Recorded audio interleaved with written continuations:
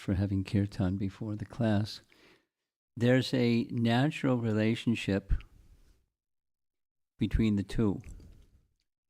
One of the ways of describing that natural relationship is this. The holy name and Krishna are non-different.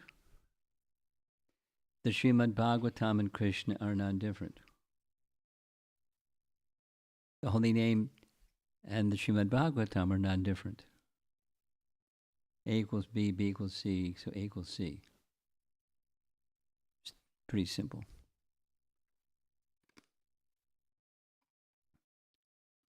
There's a mutually supportive role between this primary benediction for the age of Kali. We all know the verse. Harer Nama, Harer Nama, Harer Nama Eva Kevalam, Kalo Nasyeva, Nasyeva, Nasyeva Gatiranyata. No other alternative. We're going to hear something shortly. I'll say it now, we repeat it again. Bhaktisiddhanta Saraswati Thakur writes, then when there's emphasis on Harinam, it implies Krishna Katha. Just like we don't worship the Supreme Lord alone, we don't worship Narayan without Lakshmi, or Ram without Sita, or Krishna without Radha. We don't worship the holy name without Harikatha. Harikatha being feminine, like the Vedas are feminine, revealing the source, Krishna, or the Supreme Personality of Godhead. So the two, one implies the other. That's one of his teachings. And here the main message is they're mutually supportive roles. Many of you are familiar with Nectar of Devotion, where Rupa Goswami writes there's different processes of bhakti, and 5 of them are the most important forms of bhakti. And here's the list. Of the 9 processes of devotional service, the most important is to always chant the holy name of the Lord. If one does so, avoiding the 10 kinds of offenses, one very easily obtains the most valuable love of God. So those 5, who knows what those 5 are? Chanting of the holy name and reading Srimad Bhagavatam. We did this at the temple. There were 3 more. Serving the Vaishnavas. Living in St. Louis. Worshipping the deity. Okay. Maturavas. That was our verse the other morning. This Bhagavatam, so this is some references from different places where the glories of both are mentioned. This Bhagavatam is the essence of all Vedanta philosophy because its subject matter is the absolute truth, which, while non-different from the spirit soul, is the ultimate reality, one without a second. The goal of this literature is exclusive devotional service unto the Supreme Truth.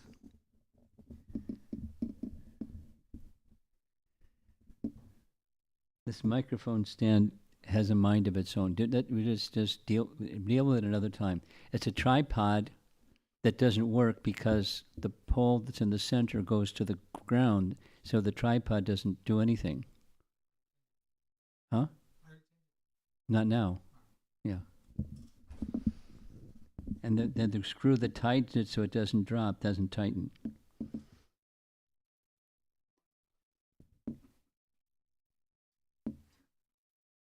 Hi, Krishna. I'm always complaining about something, right? Okay. Thank you. So this verse from the 12th canto, chapter 13. There's a lot of verses in this final chapter of the 12th canto that glorifies Srimad Bhagavatam. This is one of them. And this section of the Bhagavatam is important. Some of you, I'm going to go to the side a little bit, then come back again.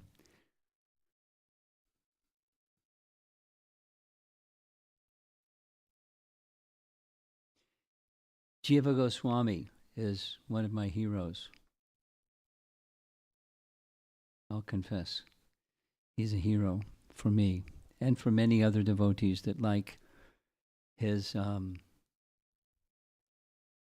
methodology, his method. He loves Srimad Bhagavatam, just like yesterday we discussed Sanatana Goswami loves Srimad Bhagavatam. Sanatana Goswami is such a lover of Srimad Bhagavatam that he also wrote 4 different commentaries on Srimad Bhagavatam in different styles. One of them was a commentary on the 10th canto. He gave the manuscript for the 10th canto Bhagavatam to Jiva Goswami because he's such a scholar. Please proofread it, and if you see some places that need some modification, please let me know. That's what proofreaders do. So he accepted it as a service, and what Jiva Goswami did was he wrote a commentary on his commentary. Vaishnava Toshini was the name of the 10th canto commentary. So Vaishnava Toshini Tika, the commentary on the 10th canto. And Jiva Goswami also wrote a commentary on all the verses of the Bhagavatam like Prabhupada did. It was given the name Krama, means like step. Krama Sandarbha, step by step by step, going through the whole Bhagavatam. And then another commentary on the Bhagavatam was the Gopal Champu. Gopal Champu was describing Krishna's pastimes in Vrindavan, Krishna's pastimes outside of Vrindavan, Purva and the Uttar. This Krishna's Krishna, Krishna, Krishna, Krishna, Krishna, Krishna, Krishna, hey. And then he wrote another commentary on the Bhagavatam called the Sat Sandarbhas.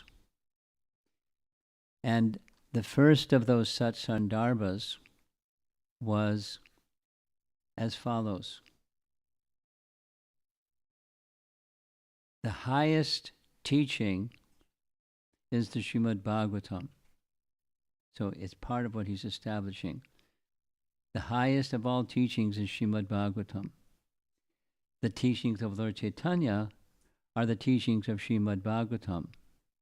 Therefore, the teachings of Lord Chaitanya are the highest teachings. That was his exercise. It was in 6 parts by topic. And in the first part of the first section of the Sandarbhas, he spends a whole section very meticulously in his inimitable style, going through the process of describing how do you know anything?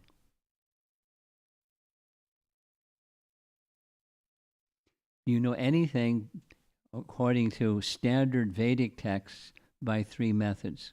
Direct sense perception, you know something. By inference and logic, you can infer something. And by sound from some authority, you can know about that something. Just like how to fix the microphone stand. We have to ask an authority how to fix the microphone stand or get another one. Some people know how to repair them and some people know how to make them. So you go to some authority and then they can help you. You can try to figure it out, but it may be less than perfect. Maybe. So you want to know about something. Let's say on Wednesday I have a flight back to Chicago. And the flight is on Southwest Airlines. So if I want to know if the flight is on time, I ask the authority. I don't ask the gas station attendant. I asked the Southwest agent, is the flight on time? Because they're the authority, at least for that. And they'll say, we don't know because the weather or something or something. Right now it's scheduled to be on time. So that you consult authority to understand about something.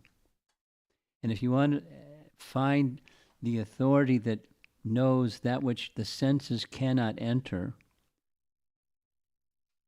and the mind is faulty also, so what do? You have to go to a beyond human fallibility source of sound. Purusheya Shabd. So I'm giving a little lesson on Jiva Goswami, and Jiva Goswami says that's the Vedas, and amongst all the Vedas are affirming the Srimad Bhagavatam as the topmost. We did some of that yesterday. It's the best. It's the subject matter is the absolute truth, that from which everything comes, and the absolute truth is a person. The absolute truth as a person has different expansions. So those expansions are described. The avatars are described. And then the expansions of the expansions, the living entities, are described. And the material nature is described and how it comes into being. The universal form, the whole A to Z, from the perspective of the absolute truth, that which is the source of everything, in its highest feature, in the highest form of rasa. We discussed that yesterday also. So here's a reference in Chaitanya Charitamrita, these 5 we mentioned. The power of these 5 principles is very wonderful and difficult to understand. Even without faith in them, a person who is offenseless can awaken his dormant love for Krishna simply by being a little connected with them. A little connected with them. Any one of these 5. What to speak of combination of the 5. So there we have the 5. Down in the bottom, that's the chanting of the holy name. In the lower right, that's the Srimad Bhagavatam. And the upper, that's the form of Krishna. And then there's the abode of Krishna. And particularly in the front, you see those 2 arrows. The holy name gives strength to understanding Srimad Bhagavatam. It makes the heart Chaitha Darpana Marjanam through chanting. One can cleanse the heart and then one can understand better the holy name, the Srimad Bhagavatam, and from the Srimad Bhagavatam we'll have greater enthusiasm for the holy name. Sri Chaitanya Mahaprabhu said, always discuss Srimad Bhagavatam and constantly chant the name of Lord Krishna. In this way, you will be able to attain liberation very easily, and you'll be elevated to the enjoyment of love of Godhead. So this is discussing the sadhana stage of bhakti.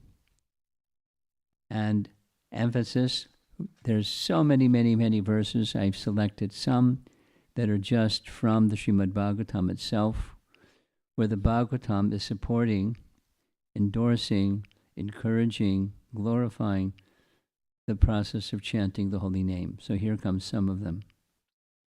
This is quoted by Jiva Goswami in Bhakti Sandarbha, Canto 11, Chapter 5. This is from the Uddhava Gita section of the Bhagavatam. For the conditioned souls wandering in this world, there is no greater attainment than Sankirtan, from which one obtains bhakti with mind fixed on the Lord, and by which samsara is destroyed. So the authority of the Bhagavatam is underscoring the importance of chanting. Here's from Canto 1, Chapter 1. Living beings who are entangled in the complicated meshes of birth and death can be freed immediately, even by unconsciously chanting the holy name of Krishna, which is feared by fear personified. So the painting, of course, is a Jamila who, not intentionally but unintentionally, was calling the name of Narayana, his son, because in his previous early childhood, he was a Brahmana, so he knew about Narayana, and by that impression from his early days when he had an illegitimate son by a prostitute, he named that son Narayana. And when the Yamadutas came, because of all of its sinful activities, he screamed the name of his son as if his little baby is going to help him when the Yamadutas come. He called Narayana, and with that at once, the whole Ajamila story occurred. The Vishnu Dutas stopped the Yamadutas. You know the story. Anyone not know the story? You all know the story. Very good. By the way, after Ajamila was rescued, what happened? He didn't die. What did he do? Here's what he did. He went to Rishikesh. We're going to the place, Rishikesh. Not exactly the place where he did his austerities, but somewhere in Rishikesh, according to the Bhagavatam, that's where he went. And he left his body purified from chanting of the holy name in Rishikesh. Excuse me, Haridwar. Haridwar, excuse me, Haridwar. Haridwar. This is Canto 1, Chapter 1. Here's Canto 6, Chapter 2. One who chants the holy name of the Lord is immediately freed from the reactions of limited sins, even if he chants indirectly. That's exactly what Ajamila did. Abbas. He was intending one thing, and instead he was chanting Narayana's name. So indirectly, Abbas, Nam Abbas it's called. Jokingly, Hela Nam Abbas, musical entertainment, or even neglectfully. This is accepted by all the learned scholars of the scriptures. That is, so Nam Abbas and its different categories, this is listing some of them. Sanketya Nam Abbas, Parihasya Nam Abbas, it's in the verse up above. Stobha, jokingly. Hela, neglectfully. Vaikuntha Nama Grahanam, Ashleshnag Haram Vidhu. Here's another verse from another canto, 2. O King, this is Parikshit hearing from Shukadeva Goswami, constant chanting of the name of the Lord after the ways of the great authorities is the doubtless Ititam Akatobayam, the doubtless and fearless way of success for all, including those who are free from all material desires, those who are desirous of all material enjoyment, and also those who are self-satisfied by dint of transcendental knowledge. Nama Anukirtanam. Harer Nama Anukirtanam. Commentary by Sridhar Swami on this verse. There is no method more beneficial than singing the Lord's names, both for the practitioners and for those who have already attained perfection. For those desiring material enjoyment, singing the Lord's names is the very means by which their desires can be fulfilled. And those who seek liberation, this alone is the means of salvation. And for those who seek knowledge of the Absolute, this also has been determined as the goal by saying that this has already been concluded it indicates that there is no need for further evidence in this regard. A very strong statement, very strong verse. And here's Narada Muni speaking in 1st Canto, Chapter 6. Narada is describing to Vyas how he achieved spiritual perfection. Thus I began, this is from his previous life when he was a young boy, in his previous life before he became Narada.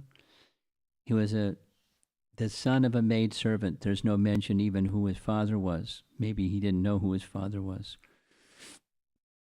But he got association with his mother's help, or helping his mother. They served the Bhaktivedantas during the 4 months of the rainy season. He got their association. They very kindly showed their mercy to him, gave him some mantra to chant, and he began chanting. And chanting the holy name and fame of the Lord by repeated recitation, ignoring all the formalities of the material world, such chanting and remembering of the transcendental pastimes of the Lord are benedictory in so doing. I traveled all over the earth, fully satisfied, humble, and unenvious.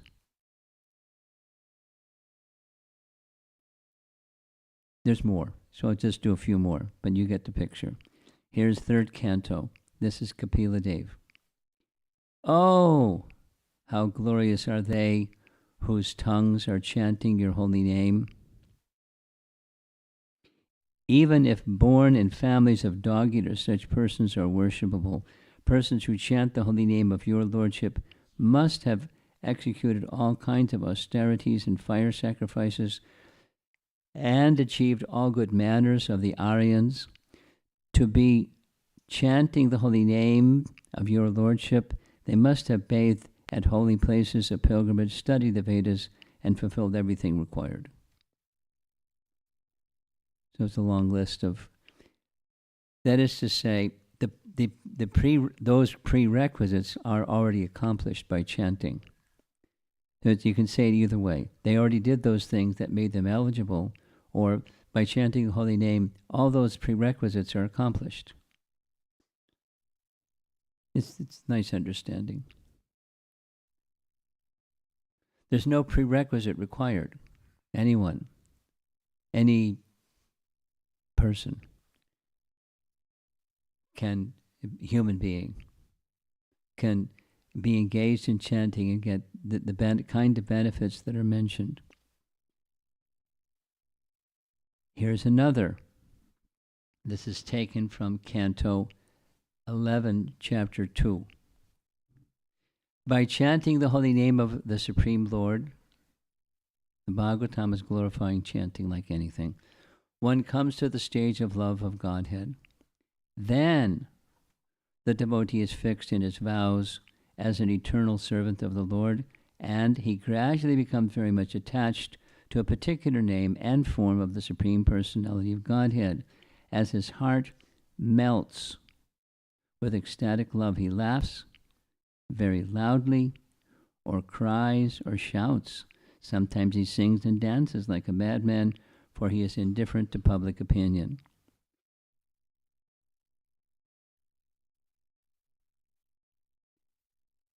So this is concluding. This is Chaitanya Mahaprabhu's summary of all of this. Many of you are familiar with the 8 verses. There's a very nice seminar being given now by Hari Parshad Prabhu on Shikshastika. It's very comprehensive. According to this presentation, the Shikshastika verses were written before Chaitanya Mahaprabhu accepted sannyas. That is to say, during his first 24 years while living in Navadvip, he was engaged in preaching the glories of the Sankirtan movement. He hadn't yet fully established it. He had begun to establish it, but he hadn't taken it all across the countryside. That came later. But he was inspiring the devotees in Navadvip to chant, and that's where these verses were written. So in red letters, Nija Sarva Shaktis. Nija means his own. Sarva Shaktis means spiritual potencies. In each and every one of the names of Krishna, Krishna has invested in each name all of his transcendental potencies. Nam Namakari Bahuda Nija Sarva Shaktis. Here's the translation. This is Shikshashtaka 2. O my Lord, your holy name alone can render all benediction to living beings, and thus you have hundreds and millions of names like Krishna and Govinda.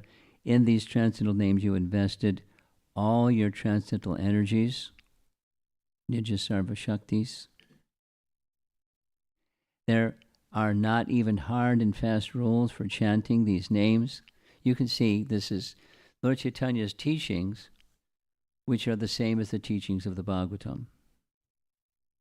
The teachings of the Bhagavatam are the same as Lord Chaitanya's teachings. They're the same. Lord Chaitanya is revealing the glories of the personality of Godhead. The Srimad Bhagavatam is revealing the glories of the personality of Godhead. They're doing the same thing. The message is the same. The teachings are the same. One-to-one match. There are not even hard and fast rules for chanting these names. O my Lord, out of kindness you enable us to easily approach you by your holy names, but I am so unfortunate. I have no attraction for them. This expression of humility is a very important part of spiritual life from any tradition. The holy name is Nija Sarva Shaktis.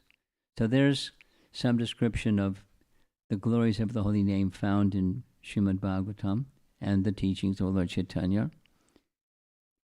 So one might ask, some people ask, what do I need Srimad Bhagavatam for? What do I need Bhagavad Gita for? What do I need scriptures for? And according to the Srimad Bhagavatam, in the very second verse, we discussed this, it gives us reality distinguished from illusion. Now, supposing you chant and you don't read, is it possible that you could get a misunderstanding of what the chanting means? The purpose of chanting, the benefits of chanting, how to chant. Just a little sharing. Once upon a time, I was a college kid, a few years ago. And as a college kid, I started inquiring about spiritual life without the detail of what something prompted that.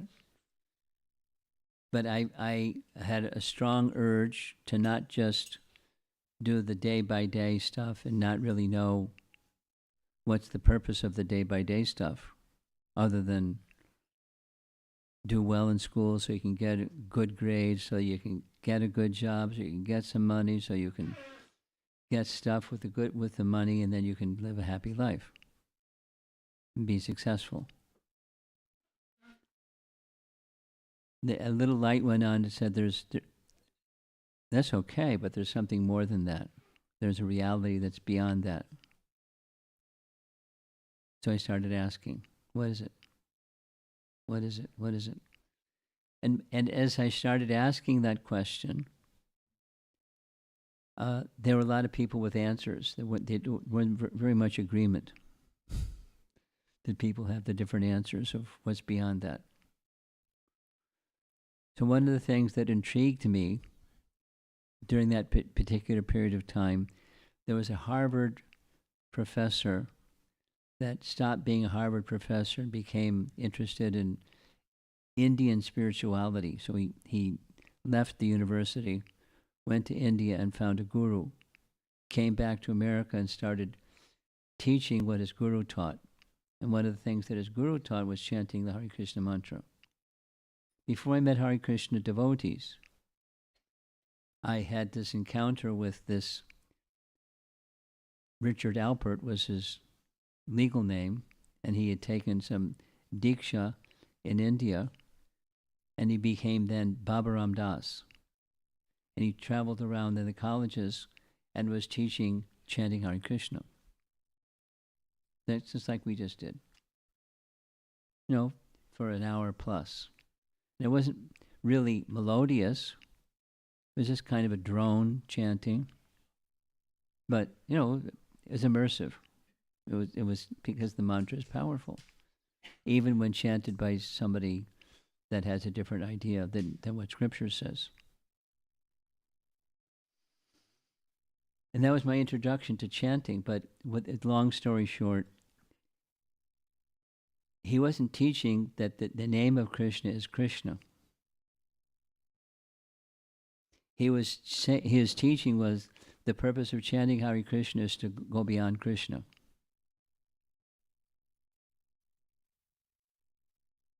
And then not only that, but you're Krishna. Or you're that. The rhetoric. So, Bhagavatam scriptural teaching is necessary. Specifically, the Bhagavatam is appreciated as it presents for the benefit of all. It's right in the second verse of the entire Srimad Bhagavatam. It presents reality distinguished from illusion. So here's a nice commentary on Srimad Bhagavatam, Chaitanya Mata Manjusha. Here's a nice description. The Supreme Personality of Godhead, Lord Krishna, the son of Nanda Maharaj, is worshipped along with his transcendental abode, Vrindavan. The most pleasing form of worship for the Lord is that which was performed by the gopis of Vrindavan, Vrajavidhu Vargena ya Kalpita, Ramya Kachit Upasana Vrajavadhu Vargena va Kalpita. Srimad Bhagavatam is the spotless authority on everything. Srimad Bhagavatam Pramanam Amalam. It's Purana Amalam and Pramana Amalam. The spotless means of knowing everything. Certainly that which is beyond the senses and the mind, but even things that the senses and the mind can perceive and evaluate. It's the best evidence, best authority. And pure love of Godhead is the ultimate goal of life for all men. That's the teaching of Srimad Bhagavatam. Let's do this. Is the teaching of Srimad Bhagavatam, or is the teachings of Chaitanya Mahaprabhu that we should want to go back to Godhead? Or is the teaching of Srimad Bhagavatam and the teachings of Lord Chaitanya, we should strive to achieve Prema Bhakti? Is that a tough question? And maybe you say both are right. What would you say? What would you say? I'm asking you. You're sitting in the front row. That's what you get for sitting in the front row. Both. If one is practicing sadhana bhakti, the gift is to go back to Godhead. And that's the inspiration. That's the carrot. And if one is moving further and further with the gift that Chaitanya Mahaprabhu gave, it's not just where you're situated, it's the consciousness that you're in. And the consciousness that you're in the mature stage is Krishna Prema.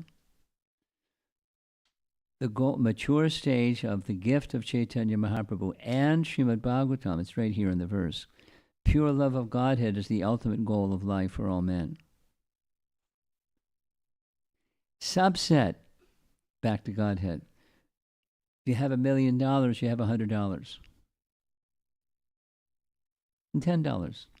And $1,000. And all kinds of other valuable things maybe within the $1 million.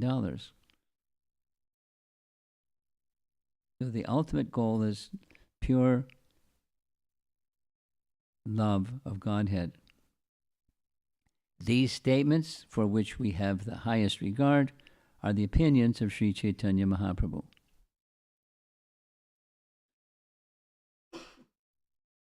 So we spent the first part of this discussion, verses from the Bhagavatam glorifying the holy name. Now there's other references we're going to specifically glorify the Srimad Bhagavatam itself. Here's Vyasadeva in the maturity of his compiling all the Vedic literatures, the cream, the topmost, the ripened fruit of all Vedic knowledge is Srimad Bhagavatam.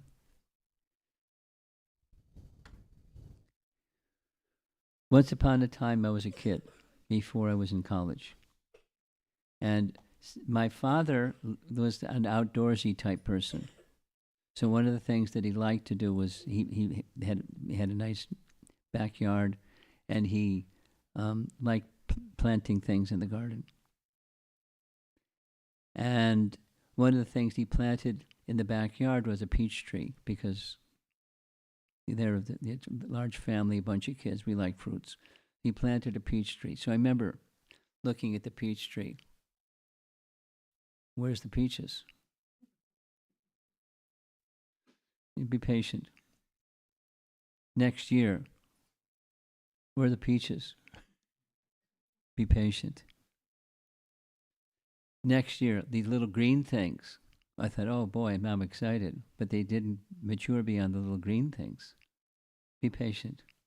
And the next year, fully blossoming, ripened, juicy peaches. Because peach trees produces peach. Peach trees produce peaches. You have to be patient. And similarly, the process of Bhagavad Dharma given in the Bhagavatam may take some time to mature. And the maturing process, just like with the tree, is watering and some sunshine. Go through the winter season, and then comes spring season, and so it starts, the leaves come out and all those nice things. So the Bhakti Bhagavad Dharma process is also a gradual process. Here's a nice painting of King Prataparudra is the person who's paying obeisances. He's the king, and he commissioned an artist to make a painting of him paying obeisances to the devotees hearing Srimad Bhagavatam. The commissioned artwork was not joining kirtan. It was Gadadhar Pandit seated right in the middle, who was very expert at Srimad Bhagavatam recitation. Behind him, Chaitanya Mahaprabhu and Lord Nityananda hearing Srimad Bhagavatam. And there's Haridas Thakur and Sarvabhauma Bhattacharya and this one, that one, the associates of Chaitanya Mahaprabhu in Puri, every day hearing Srimad Bhagavatam. As elevated as they were, it wasn't like we're too elevated to hear Srimad Bhagavatam. It's by the side of Narendra Sarovar. It's described in Chaitanya Bhagavat that when Gadadhar Pandit was reciting, Lord Chaitanya particularly liked the story of Prahlad Maharaj and Dhruva Maharaj, and when he finished reciting it, he would say it again, say it again. Not like I already heard that one. We got a different one?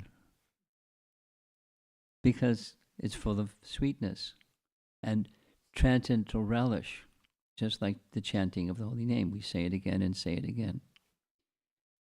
Here's Prabhupada's introduction, or from his introduction to Srimad Bhagavatam, which he wrote in Vrindavan before he brought Canto 1 Bhagavatam. In the modern age, Lord Chaitanya Mahaprabhu preached Srimad Bhagavatam by practical demonstration. It is easier to penetrate into the topics of the Srimad Bhagavatam through the medium of Sri Chaitanya's causeless mercy.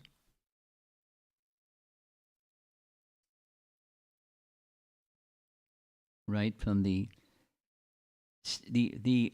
introduction to Srimad Bhagavatam has a whole section describing who is Lord Chaitanya. There's this synergy between Lord Chaitanya and Srimad Bhagavatam because of the symmetry of their teachings. Here's Bhaktisiddhanta writing, the kirtan culture widespread in Bengal has sprung from Lord Chaitanya's propagating Harer Nama Eva Kevalam, misunderstanding of which has led to an underemphasis of the importance of Shravan. So Bhaktisiddhanta wanted to correct that misunderstanding. He revealed that Harikatha is the Swarup Shakti of Harinam. I mentioned this. Just like we don't worship Krishna alone, or Narayan alone, or Ram alone, we worship with the Shakti of the Supreme Lord. So the Swarup Shakti of Harinam is Harikatha. They're worshipped together. That's the synergy. Almost done. Just as Krishna is, this is Bhaktisiddhanta's words, just as Krishna is properly worshipped not alone but with his Swarup Shakti Shri Radha, recitation of Harinam is incomplete and improper unless accompanied by hearing Harikatha. So we began with Kirtan, and now it's Harikatha, and they're meant to go together. They complement each other very nicely. Here's Prabhupada's writing. Hearing from the text of Srimad Bhagavatam is considered the most important process of hearing. Srimad Bhagavatam is full of transcendental chanting of the name, the holy name, and therefore the chanting and hearing of Srimad Bhagavatam are transcendentally full of mellows. That is to say, names of Hari, different avatars and the stories, pastimes, activities, loving exchanges, they're all described so nicely again and again and again. Here's a celebrated verse yesterday. Was it yesterday? Day before yesterday.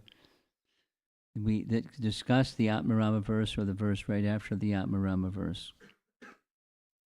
Some of you know the verse, so let's say the verse together if you would like.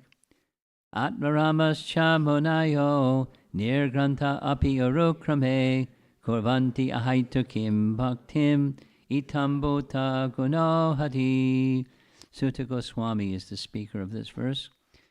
All different varieties of Atmaramas, Prabhupada's comment, those who take pleasure in the Atma, or spirit self, especially those established on the path of self-realization, though freed from all kinds of material bondage, desire to render unalloyed devotional service unto the personality of Godhead.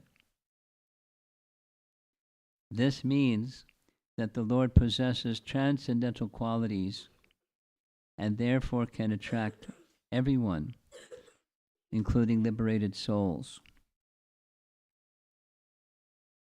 Here's a question for all of you, so any of you that may know. Lord Chaitanya Mahaprabhu, in Leela, he accepted a spiritual master and received Diksha from his spiritual master. What was the name of his spiritual master? Ishwarapuri. Ishwarapuri. Ishwarapuri accepted a spiritual master, Madhavendra Puri, and so forth, by disciplic succession. So Ishwarapuri wrote a very nice verse that's included in Padyavali, which is a collection of verses compiled by Rupa Goswami according to topic. And on the topic of chanting, Ishwarapuri writes the following. This is back to that question I asked, one or the other or both. Ishwarapuri writes, those who seek liberation and achieve it. Then he describes 6 different methods that they may want to achieve liberation, and they may achieve it. Let them be happy with that. As far as I am concerned, or as far as we are concerned, chanting the holy names for many, many, many, many more lifetimes, simply enjoying the sweetness and the happiness of love of God through the chanting of the holy name, that's sufficient for me. In other words, not striving for something other than being situated in one's relationship with Krishna in pure devotional service. Exactly what's here in the Atmarama verse.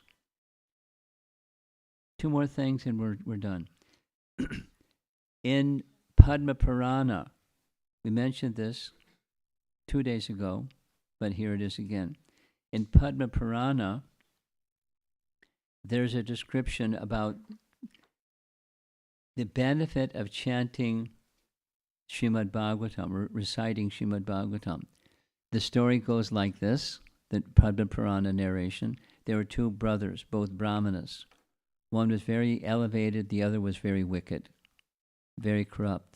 And in his corrupt ways, he started doing all kinds of bad things, and robbing and stealing and thieving and plundering and raping, and he became a very degraded person, and he died in that condition. He became a ghost.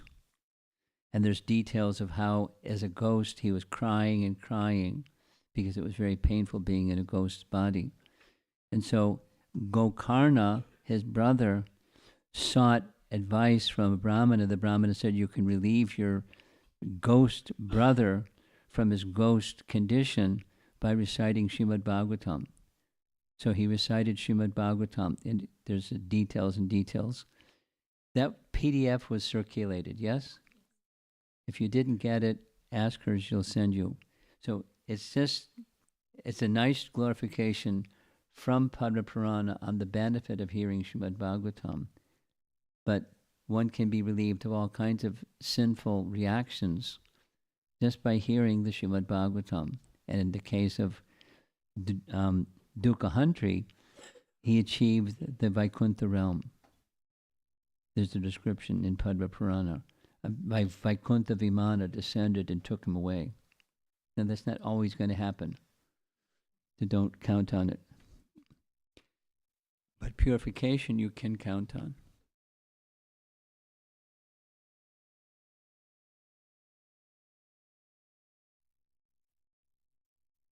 This is a verse from Canto 2, the sweetness of hearing and chanting Srimad Bhagavatam. Those who pibata Bhagavatam Atma, pibata Bhagavata Atmana Satam. Where is this? It's missing. Those who drink through the oral reception, fully filled with the nectarian message of Lord Krishna, the beloved of the devotees, purify the polluted aim of life known as material enjoyment, and thus go back to Godhead,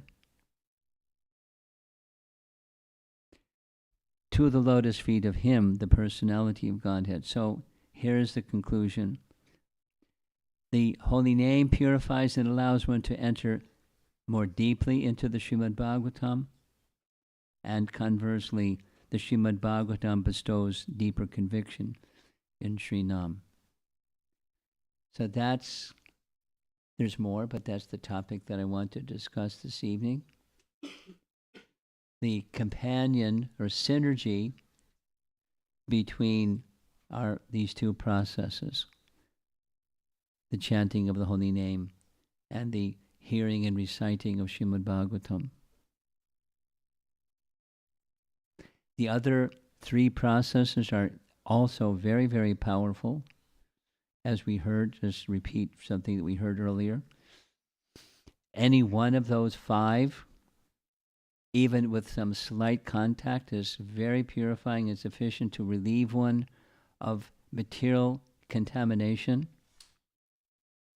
That's not yet the fully awakening of love of God, but the coverings, the contamination coverings, can be mitigated and relieved completely just from even a slight contact. That is to say, the Supreme Pure can purify even something impure. Prabhupada's classic example, a puddle of urine is contaminated. But the light of the sun, by shining on the puddle of urine, the contaminated place becomes sanctified. The water is evaporated and the contamination is left behind.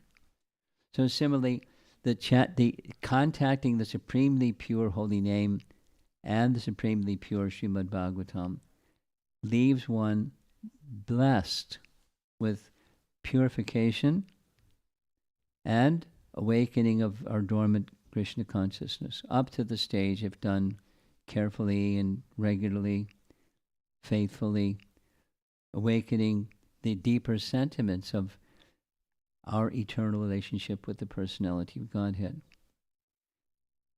So just as a reminder, I'm speaking on this topic of Srimad Bhagavatam for a reason, and the reason has to do with the month of Bhadra that we're situated in now and getting closer.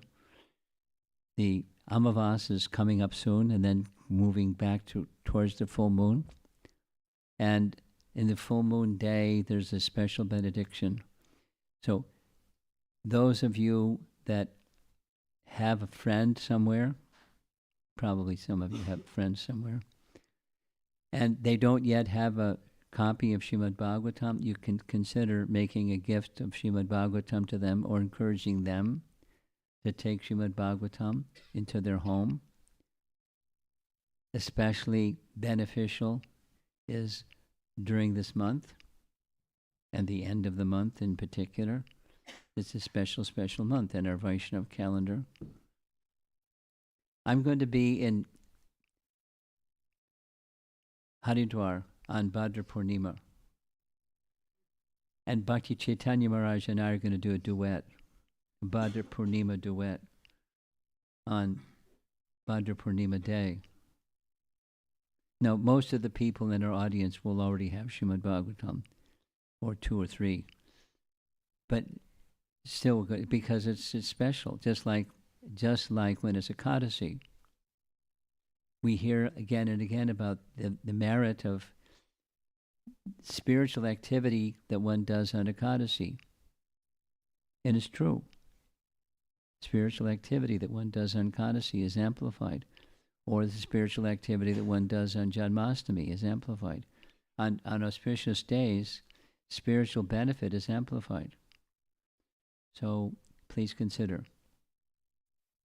And one final thing. In addition to encouraging friends to secure Bhagavatam in their home, or giving it to someone, or if you don't have it yourself, get it yourself, is reading the Bhagavatam. I'm encouraging. One of the places that I was before coming here to St. Louis was Indianapolis. It's a nice congregation. It's not a big place, but it's a nice congregation. And the leader there, Pandit Srivas. You know him? Pandit Srivas, nice devotee. He was like jumping up and down. He was very enthusiastic about we as a congregation must become more focused on hearing regularly. So he has plans, and he outlined those plans, and he's serious about it because he as a leader is serious about it. I'm sure the community is going to get serious about it. And if they get serious about it and regularly hearing and reading together, or whatever the mechanisms that may work for people, then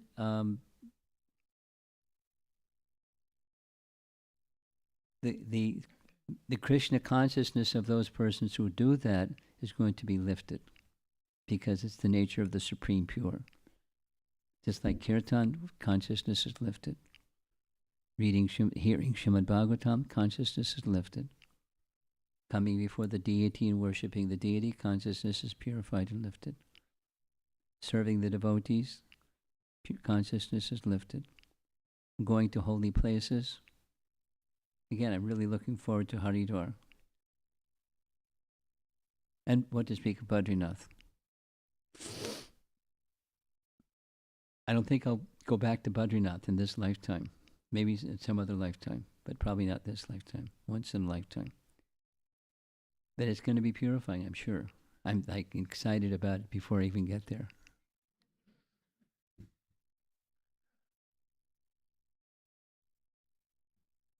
We're going to go to the place where the Bhagavatam was first recited. We're going to go to the place where Vyasadeva compiled the Srimad Bhagavatam. We're going to go to the place where Vyas taught his son Shukadeva Goswami the Srimad Bhagavatam. I mean, that's auspicious, those places. and offer our prayers for the mercy of the great souls who have done what they've done, the Saptarishis and everything and everything and everything. So, Srimad Bhagavatam ki jai. See if there's some discussion.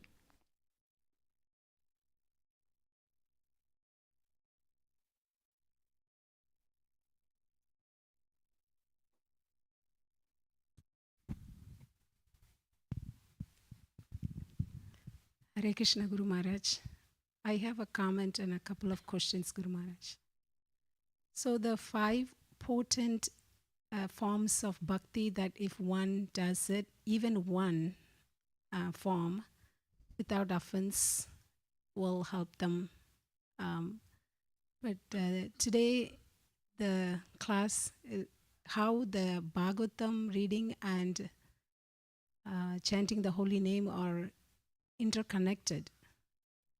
Your question is, you're making a comment or a question? Comment. A comment. Yes, Guru Maharaj. Okay.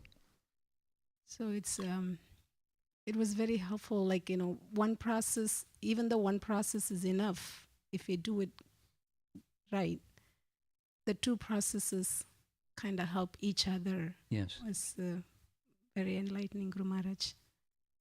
The question I had was, yesterday's class that we discussed, when Krishna appears in each day of Brahma, and every time Krishna appears, Bhagavatam also appears. But Maharaj listed almost 18 personalities speaking Bhagavatam to different personalities. Yes. But they are different yugas too, not only in Kali Yuga. Different days of Brahma. Not necessarily different yugas. There may be different yugas, but different days of Brahma. Okay. So Is it's that all right? in Kali Yuga. Is that what you're looking for? No, I was wondering, I thought it was only in Kali Yuga, but Why? It was different yugas too. Well, different days of Brahma. Whether it's different yugas or not, I don't know. Okay. Different days of Brahma, that I know. Yeah, because Narada speaking, Brahma speaking to Narada, but those are different yugas, right? Guru Maharaj, Satya Yuga. Say it slower. So some speaking happen in different yugas, like Satya Yuga. Well, you're saying Satya Yuga, but I'm saying I'm not sure it's Satya Yuga. Okay. I think it's different days of Brahma. Sure. And whether it's in this yuga or that yuga or another yuga, it's different days of Brahma. Okay. So why are you asking this question? Help me understand with the reason behind the question. I thought it's only in Kali Yuga. No. Because after Krishna left. That's in this particular yuga cycle. In this cycle. But it's not always like that. Okay. Yes, Guru Maharaj. Yes.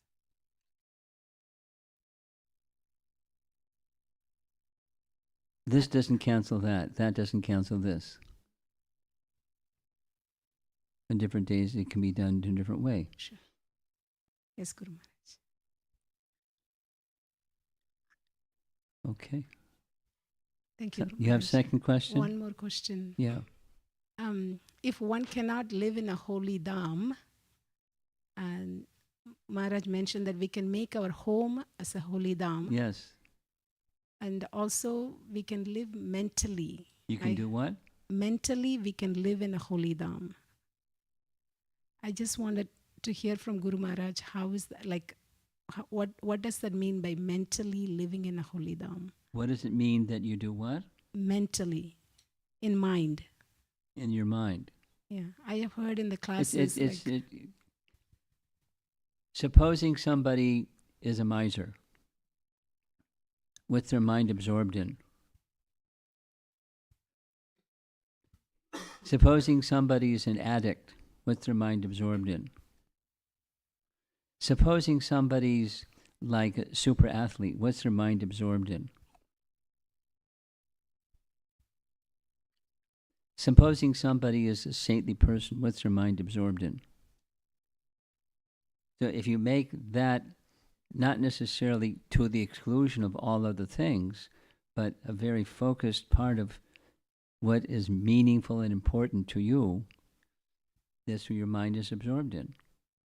And by hearing and hearing and hearing and hearing, by regular hearing, daily, it becomes the attraction and grows because the covering diminishes by the purification. And that's how it's a gradual approach. It's like the peach tree example. Peach trees produce peaches. Hearing produces remembrance of what we've forgotten. If it's that what you're hearing is what you've forgotten. Isn't it simple? So that's the meaning. That's the process, and then the sadhana and the sadhya. Absorption of the mind in something. Thank you, Guru Maharaj.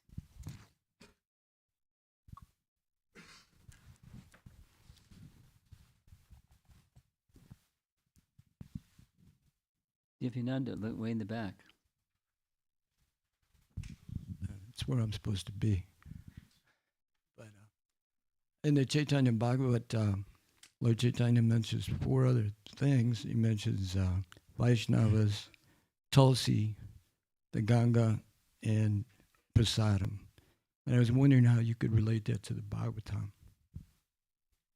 How do they compare? That's your question? Compare or Why relate, are they different? Or relate, or the same, whatever, with the Bhagavatam. Well, the reference is Rupa Goswami's teachings, and your reference is Lord Chaitanya's teachings. So, I'm not sure what you're asking. Is why isn't the list identical? Is that what your question is? I was thinking, well, my concept of it would be that they're all in the Bhagavatam. Yeah. They're all mentioned in the Bhagavatam. Okay. Is that correct? Yeah. It's not anything that Lord Chaitanya taught is found in the Bhagavatam, and what Rupa Goswami writes is from the Bhagavatam. So it's all in the Bhagavatam. So I'm not sure what the issue is that you're raising, but yes, it's all in the Bhagavatam. Okay.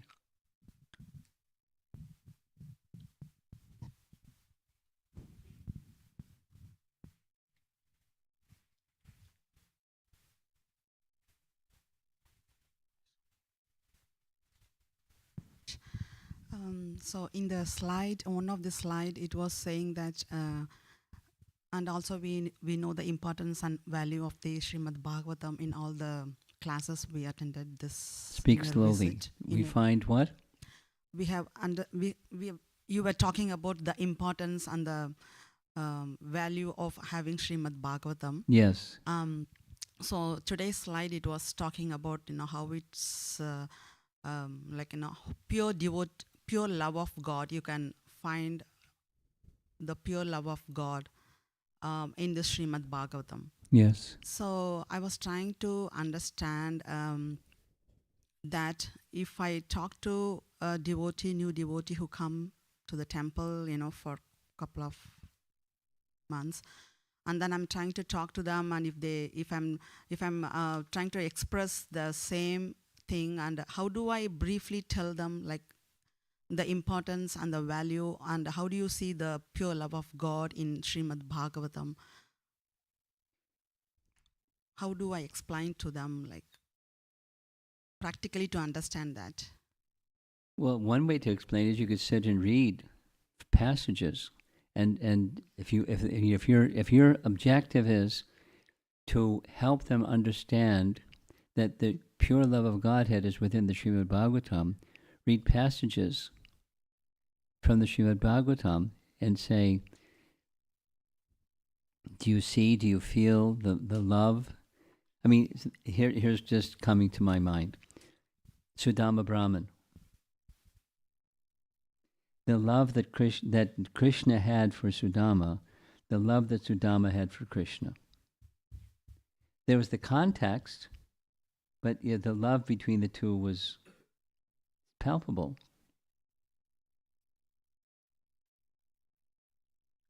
as an example.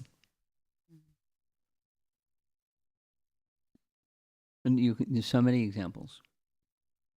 So think of some, if you want to help persons see that and experience that love of Godhead is within the pages of Srimad Bhagavatam, then think of some passages that are like that. And read them, recite them, discuss them, so they can feel it.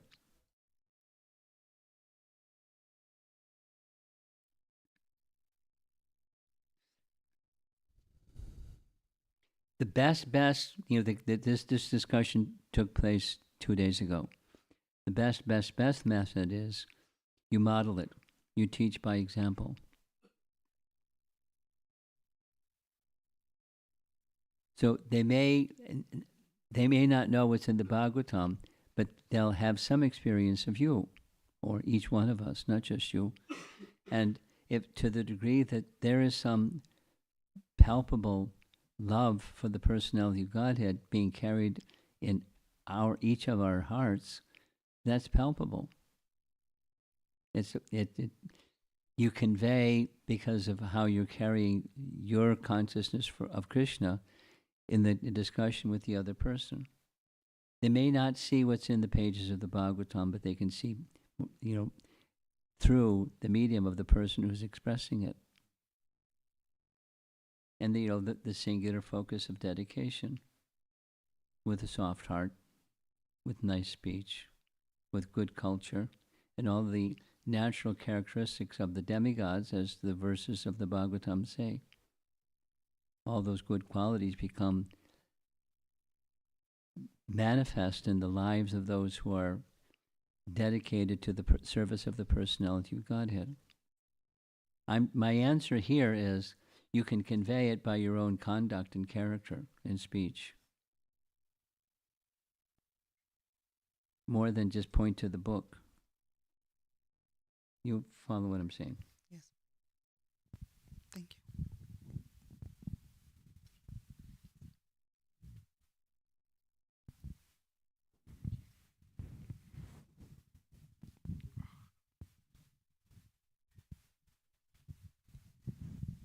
It's a really big space here in the basement. Nice space. Go ahead. Hare Krishna Maharaj. Maharaj, there was a slide where you had quoted Srila Prabhupada's passage from the introduction of... You want to go back to that slide? Yes, Maharaj. I don't remember the exact words. Whoops. I did something wrong. Okay, I'll look for the slide. You say So what you want to say. in the end of that passage, there was a mention about something related to the mood of Chaitanya Mahaprabhu. Or There we go. I think you passed that maybe. Is this it? This Not isn't from this the one. Not introduction. You're referring to something from the introduction. there was one other slide. This isn't it, right? No. Okay. You say what you want to say, and let me say. I was going to ask you to elaborate what that exactly means in the Okay. the we mood gotta of find it again. I think that's the one before. Yes, there. There we go. Yeah. So it says it is easier to penetrate into the topics of Srimad Bhagavatam through the medium of Sri Chaitanya's causeless mercy. So I just want to understand, is there something does it mean chanting of the holy name, or the Sri No. Chaitanya's causeless mercy means something that... Okay, now I see what your question is. Well, the emphasis given by Chaitanya Mahaprabhu to the importance of chanting of the holy name is an aspect of his mercy. The essence is his mercy, and an aspect of his mercy is the emphasis upon the chanting of the holy name. Here's a nice example that comes to mind is the street dog of Shivananda Sain. You know that pastime? Here's the pastime, for those of you who are not familiar with the pastime. Chaitanya Mahaprabhu, at the request of his mother, did not go to Vrindavan, but instead he went to Puri. And the reasoning from his mother was, if you go to Puri, I may never hear of you again. But if you go to Puri, although you've taken sannyas, the devotees from Bengal go every year to Puri to attend the Rath Yatra, and then when they come back, I'll get news of you. So please make your residence in Puri, not in Vrindavan. So he did. I mean, there's transcendental reasons behind it besides his mother's request. So he's residing in Puri. And every year, the devotees from Bengal, just as Mother Sachi said, they would go to Puri to attend the Rath Yatra.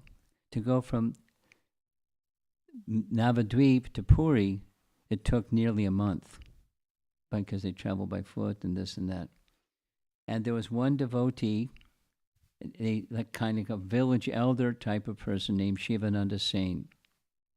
And he took care of everybody's everything. He took care of their, for several hundred devotees every year, their accommodations, their meals, the river crossings, the dealing with this government, that government, and dacoits and the whole thing. He took care of everything. He was like really good at taking care of everybody's needs. In the course of their travel, one year, there was a street dog, and the street dog kind of latched on to the party. So Shivananda Sain started taking care of the street dog like he was a member of the party.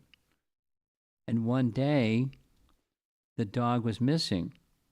So he sent 10 men looking in all directions, make sure the dog gets his food tonight before we take rest. They couldn't find the dog. He felt very badly, that poor dog.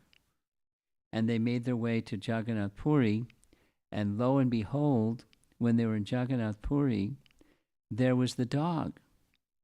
And the dog was in front of Chaitanya Mahaprabhu, and Chaitanya Mahaprabhu was taking coconut pulp from a coconut and holding it in the air and commanding the dog, chant Krishna. And the dog chanted, Krishna! And he threw him coconut pulp. He caught the coconut pulp and would chew the coconut pulp. And Shivananda Sain offered his obeisances to the dog because he was getting the mercy of Chaitanya Mahaprabhu. Now, who is eligible? With getting the mercy of Chaitanya Mahaprabhu, maybe he got it, even a dog to chant Hare Krishna. When he was in the forest, he was going through Jarikanda, he was getting the animals also, in his ecstasy of love of Godhead, to also chant and dance in the ecstasy of love of Godhead. But it was the gift of love of Godhead that was the mercy of Chaitanya Mahaprabhu. And the medium, or an aspect of that mercy of Chaitanya Mahaprabhu, was the gift of the holy name.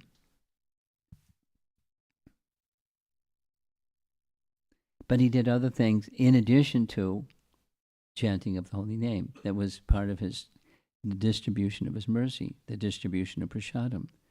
With his own hand, he would distribute prasadam at festivals. And people would say, we can't eat until you eat. He would continue distributing prasadam. And he had big hands. So it's the essence of his mercy. The medium can be this or that. And most important, of course, is the chanting of the holy name, but the gift of his loving dealings. It wasn't and having exchanges with Jagat and Ananda Pandit, for example. It was very merciful. And it wasn't just the medium of chanting, it was the loving exchange with his devotee, Jagat and Ananda Pandit. Thank you.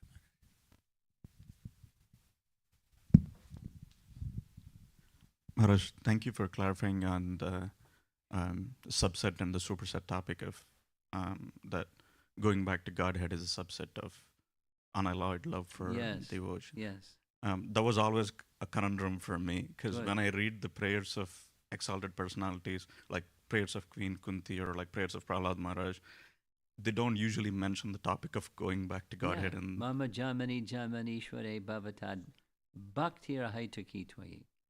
Birth after birth. Jamana Jamani Ishware. Same as Ishwara Puri, same as Chaitanya Mahaprabhu. Now, for one who is a sadhaka, having that carrot, that's good, instead of the other ones. so usually, ISKCON literature especially. Yeah, Back to Godhead magazine.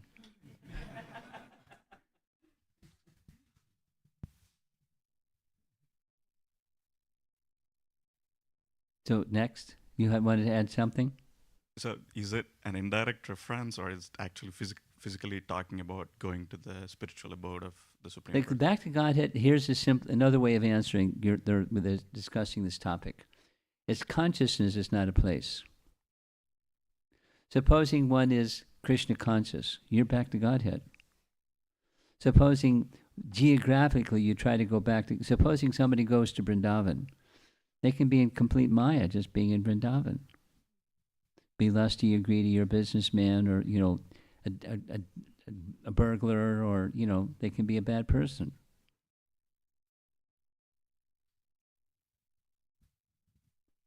Stealing the gold from the deity.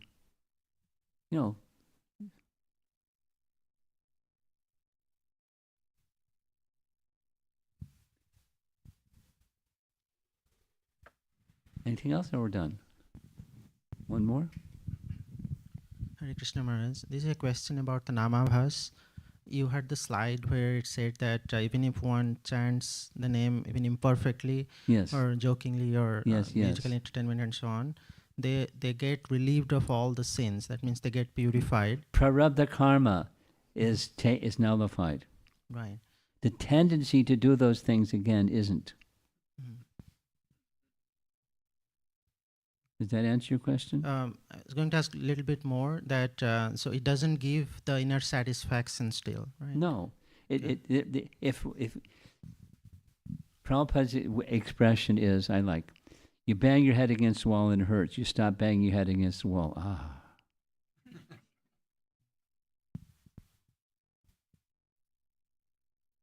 But that's not happiness. It says stop banging your head against the wall, and the head hurts.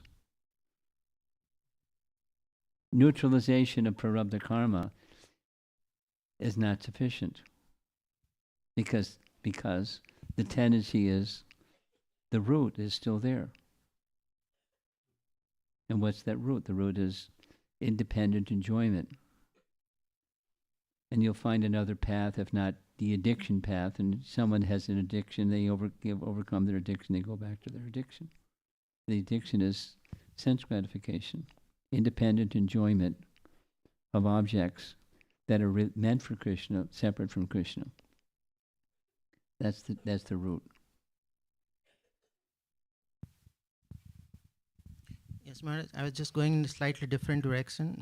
It's relating to Sure. one of your previous classes where you mentioned this this teenage kirtanier who came to you and asked that he didn't get the same, he didn't derive satisfaction from kirtan anymore. This teenager. Right. Yeah. So I just relating to that, and I guess your answer was that go towards the raga bhakti stage. Well, like I said, like one may go to raga bhakti, Mhm. where you become more internal. I didn't tell this young man he should go to raga bhakti. Okay. As with raga bhakti, become more internal. And the internal for you, this this teenage boy, is besides the rudiments of your musicality, what's the purpose of it? And if you're not thinking the purpose of it is to please Krishna, that it's going to lose its flavor. The chewing gum is going to lose its flavor. But there's a way to not just take chewing gum and chew it till all the sugar is gone, throw it away and get another sugar. It's, what's the real sweet thing of kirtan. It's not the musicality of it. It's the pleasure of Krishna of it.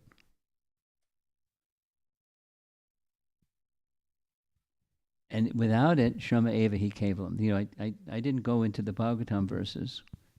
I was just, speaking to a teenager, so I didn't want to overwhelm him. But he knows the philosophy anyways. He could get them. He nodded. So, become more internal. Like those that may go from Vaidhi Bhakti to Raga Bhakti. You still do the vidhis. You still play your music nicely. But what's the purpose? What's the internal function? That was what I meant. That's what I said. At least I think he got it, because I didn't say give up Vaidhi Sadhana Bhakti and become a Raga Bhakta. That's not what I said. Thank you, Maharaj. That clarity? Okay. You get the last question. Here comes the microphone. Hare Krishna Maharaj, Dandvat Pranam. Just continuation of Prabhu's question. Maharaj, just excuse me if I'm asking differently, or just Speak right into the microphone, please. Thank you. I wanted to understand the meaning of means by chanting all the sins will be resolved. You mentioned the prarabdha karma will go off. Means, can you expand that, Maharaj? Which part do you want me to expand? According to scripture, it's like supposing you have weeds in your garden. Supposing you have a garden. Count on it. In addition to what you want to grow, some other things are going to grow. You've ever done any gardening? Yeah. So other things grow because it's in the soil. You water the soil, and what you want to grow grows, and the other things will also grow because they're in the soil. So what you could do is just get some clippers and clip the top part, the weed that's growing at the top, and now you did your weeding. The root's still there, so wait a while, and then it comes out again. So when you're doing gardening, you have to pull up the weed by the root. And then there's more, and then there's more, and then there's more.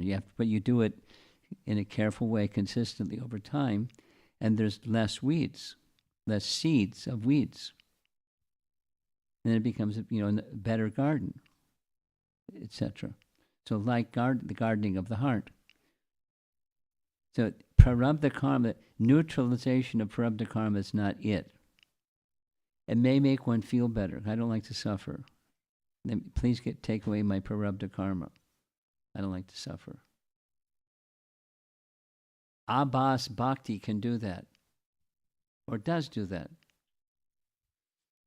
Wait a while, and more prarabdha karma comes because there's more stuff back there than the immediate stuff that was neutralized by Abhas bhakti. So what we need to do, this same example of this teenager.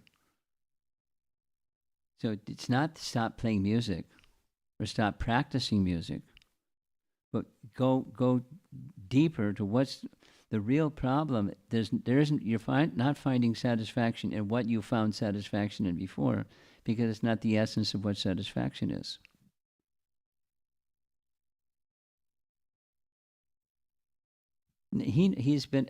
I know him, so he knows the answer. What is it that's really satisfying? And he can check the box, but he's not doing it because he's been more interested in the musicality than the real purpose behind it. And that's the going internal part, the purpose behind it. And that leads to more, and leads to more, and leads to more. Leads to more how he would. And just for your edification, or everyone's, his family's fantastic. I said, just like your mom. She's so busy, right? And he smiled and said, yeah. And she loves it. but she loves being in service to you, and whatever she does, she's a very happy person. To hang out with your mom and learn how to be a more internal person, not just do stuff and endlessly do stuff, but her happiness isn't just doing stuff. The happiness is the purpose behind it.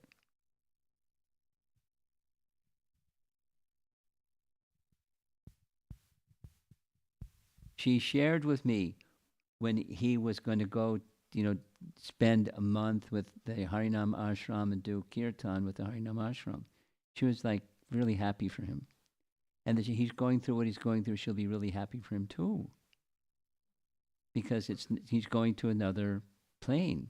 That's not just the musicality plane. The purpose behind. And his mom got it. So just hang out with mom. Learn from her the purpose. Okay, we're going to end. Thank you very much. Prabhupada ki jai.